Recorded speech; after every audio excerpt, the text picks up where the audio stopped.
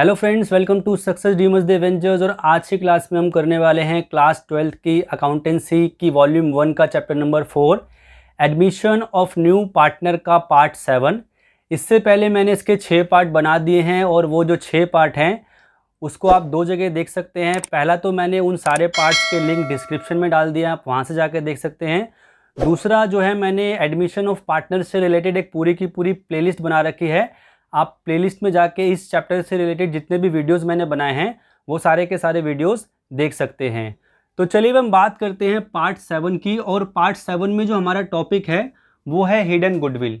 तो hidden goodwill एक बहुत इंपॉर्टेंट टॉपिक है। इस चैप्टर को अगर आप देखते हैं तो बेसिकली सबसे पहले हमारे दिमाग में क्वेश्चन आता है हिडन गुडविल होती क्या है।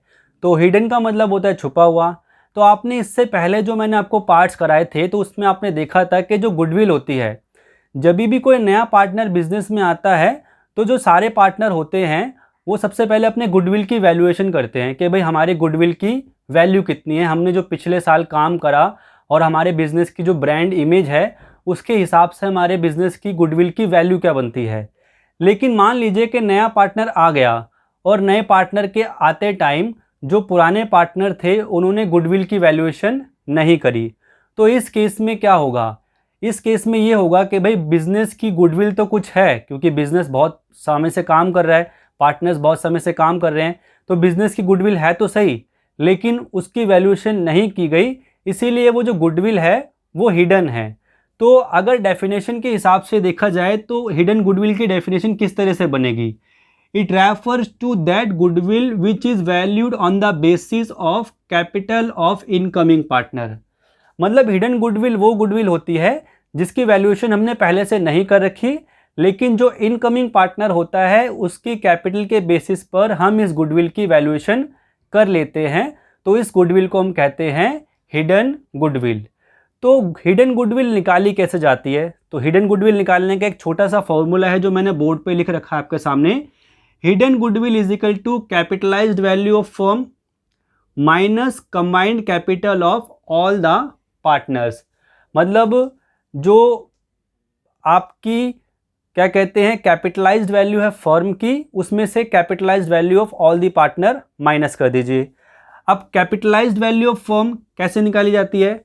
उसको निकालने के लिए हम क्या करते हैं दोस्तों, जो नया वाला पार्टनर है capital of new partner into reciprocal of his share.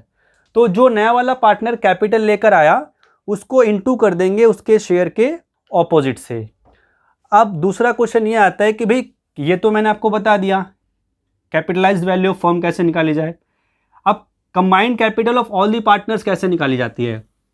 तो उसके लिए हमें क्या करना होता है दोस्तों, उसके लिए हमारे पास दो ऑप्शन है। पहला ऑप्शन तो यह है कि हम ऐड कर दें, add the capital of all partners A B C, जिसमें कि सी नया पार्टनर है, उन तीनों की कैपिटल को ऐड कर दें। दूसरा option assets minus liabilities plus जो नया वाला पार्टनर आया उसकी कैपिटल को हम ले लें। ठीक है, तो हमारे पास दो ऑप्शन होते हैं। तो ये मैंने आपको इसके फॉर्मूले बताए। अब फॉर्मूलों को अप्लाई कैसे किया जाए, क्योंकि जब तक आप फॉर्मूलों को अप्लाई करना नहीं सीखेंगे तब तक आपको चीज़ें अच्छे से समझ में नहीं आने वाली है। तो चलिए मैं बोर्ड पे क्वेश्चन लिखता हूँ ताकि मैं आपको हिडन गुडविल का कॉन्सेप्ट और इसकी जर्नल एंट्रीज, इसको कैसे कैलकुलेट किया जाता है और भी अच्छी तरह से समझा सकूँ। तो ज़रा इस क्वेश्चन पे ध्यान दीजिए जो मैंने बोर्ड पे आपके लिए लिखा हुआ है। X and Y are partners sharing profit and losses in the ratio of 3:2। X और Y दो पार्टनर थे जो कि 3:2 की रेशियो में अपना प्रॉफिट बांट रहे थे विथ कैपिटल ऑफ 20,000 एंड 30,000। उनकी कैपिटल 20,000 और 30,000 थी। A new partner Z is admitted into the firm. एक नया पार्टनर था Z जो कि फर्म में एडमिट करा उन्होंने। For 1/5 share of profit, Z का शेयर कितना था प्रॉफिट में? 1/5। और जेड अपने साथ कैपिटल कितनी लेकर आया? 20,000। तो आपको दो चीज़ें कैलकुलेट करने के लिए कहा गया, एक तो हिडन गुडविल और दूसरी चीज़ जेड के हिस्से का और दूसरा है आपको जर्नल एंट्री पास करनी है। तो चलिए अब हम इसका सॉल्यूशन समझाते हैं आपको, बहुत आसानी से आप इसको समझ पाएंगे। सबसे पहले हम क्या करेंगे, हम लिखेंगे शेयर ऑफ Z 1/5। उसके बाद हम लिखेंगे कैपिटल ऑफ Z 20,000। उसके बाद हम लिखेंगे कैपिटलाइज्ड वैल्यू ऑफ फर्म। तो मैंने आपको पीछे फॉर्मूला बताया था, वो क्या था, capital of new partner 20,000 into में रेसिप्रोकल ऑफ हिज शेयर, उसका शेयर है 1/5, हम इसको रेसिप्रोकल कर देंगे 5/1, तो ये कितना हो जाएगा 1 लाख। समझ में आया आपको। अब इसके बाद हम निकालेंगे combined capital of all the partners. तो सभी पार्टनर्स की कंबाइंड कैपिटल के लिए हम ए की कैपिटल, बी की कैपिटल और सी की कैपिटल को ऐड कर देंगे। ए की कैपिटल 20,000, बी की कैपिटल 30,000 और सी की कैपिटल 20,000। तीनों को ऐड करके कितना आ गया 20, 40 और 30, 70,000। तो तीनों की कैपिटल मिला के कितनी हो गई 70,000। अब इसके बाद हमें क्या करना है, हिडन गुडविल निकालनी है। तो हिडन गुडविल हो जाएगी, मैंने आपको बताया था कैपिटलाइज्ड वैल्यू ऑफ फर्म जो कि है 1 lakh minus capital of all the partner 70,000। तो हिडन गुडविल कितनी हो गई 30,000। अब इसमें से हम क्या करेंगे, हम करेंगे सी का शेयर कैलकुलेट।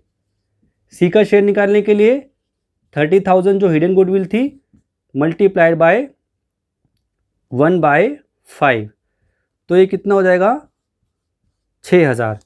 मतलब सी को 6,000 रुपये प्रीमियम ऑफ गुडविल लेकर आना चाहिए था। तो अब देखो जर्नल एंट्री किस तरह से पास करेंगे हम। सबसे पहली जर्नल एंट्री पास करेंगे bank account debit to C's capital account, bank account debit to C's capital. अब बैंक में कितना आएगा बच्चों 6,000, सॉरी बैंक में कितना आएगा, सी की कैपिटल, सी कितनी लेकर आया 20,000, तो 20,000 और 20,000, ठीक है। तो इस तरह से हम पहले कर देंगे bank account debit to C's capital account. उसके बाद सी क्योंकि अपने हिस्से की गुडविल नहीं ला सकता क्योंकि गुडविल तो हिडन थी, तो हम जो है वो जो प्रीमियम ऑफ गुडविल के पैसे थे वो सी की कैपिटल में से काट लेंगे। C's capital account debit to A to B, तो ये 6,000 है और इस 6,000 को किस रेशो में बांटा जाएगा, सैक्रिफाइसिंग रेशो में। और सैक्रिफाइसिंग रेशो कॉन्सेप्ट में आपको इसके पहले छठे पार्ट में 5वें पार्ट में बता चुका हूं, तो आप प्लीज़ वो जाके देख लीजिए। इसको हम 3:2 की रेशो में बांट देंगे तो ये कितना हो जाएगा 3600 और 2400। तो इस तरह से आप क्या करेंगे, सबसे पहले हिडन गुडविल निकालेंगे। हिडन गुडविल निकालने के बाद जो इनकमिंग पार्टनर है उसका शेयर निकालेंगे और शेयर निकालने के बाद आप क्या करेंगे, उसको जर्नल एंट्री के रूप में आपको पेश करना है। तो आपके एग्जाम में जो क्वेश्चन आता है हिडन गुडविल का, अब देखिए ये क्वेश्चन जो है 3 नंबर का भी आ सकता है, यही क्वेश्चन 4 नंबर का भी आ सकता है। और कभी कभी क्या होता है कि ये क्योंकि इतना डिफिकल्ट नहीं है तो 1 नंबर में भी आपको हिडन गुडविल निकालना पूछ सकते हैं, ठीक है। तो और कभी कभी आपको जो पूरा का पूरा क्वेश्चन होता है ये उसका एक छोटा सा पार्ट बन के भी आ सकता है। तो हिडन गुडविल का जो टॉपिक है वो बहुत इंपॉर्टेंट है, जो कि मैंने आपको पार्ट 7 में बताया। आई थिंक आपको अच्छे से समझ में आया होगा। अब इसके बाद मैं आपको पार्ट 8 कराऊंगा। पार्ट 8 में मैं आपको ट्रीटमेंट ऑफ गुडविल से रिलेटेड कुछ और चीज़ें कराऊंगा एडवांस, क्योंकि मैं नहीं चाहता कि कोई भी चीज़ छूट जाए। इसीलिए मैं चाहता हूं कि भाई आपको जो एडमिशन ऑफ पार्टनर है उसमें ज़्यादा से ज़्यादा पार्ट बना के दूँ।